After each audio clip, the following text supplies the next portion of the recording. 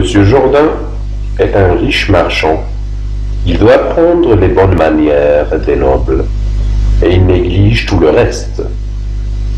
Monsieur Jourdain est un grand naïf. Il se fait rouler par des personnages attirés seulement par son argent. Certaines gens... Oh, voici une nouvelle histoire. Qu'est-ce que c'est donc, mon mari, que cet équipage-là? Vous moquez-vous du monde de vous être fait harnacher de la sorte? Et avez-vous envie qu'on se raille partout de vous? Il n'y a que des choses et des choses, ma femme, qui se raillent de moi. Oh! Vraiment, on n'a pas attendu jusqu'à cette heure. Et il y a longtemps que vos façons de faire donnent à rire à tout le monde. Et qui est donc tout ce monde-là, s'il vous plaît? Tout ce monde-là est un monde qui a raison. Et qui est plus sage que vous? Pour moi, je suis scandalisé de la vie que vous menez. Je ne sais plus ce que c'est, notre maison. Madame parle bien.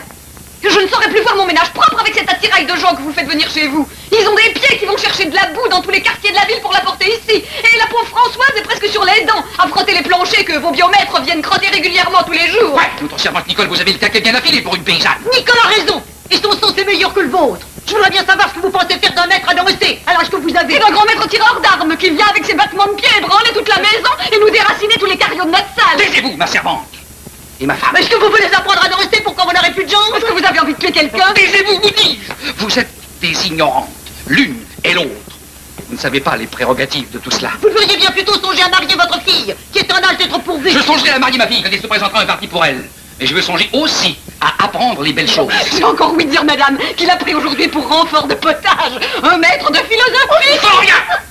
Je veux avoir de l'esprit et savoir raisonner des choses parmi les honnêtes gens. Direz-vous pas le séjour au collège, vous faire donner le fouet à votre âge? Et pourquoi non? Plus t'as dû l'avoir tout à l'heure, le fouet, devant tout le monde.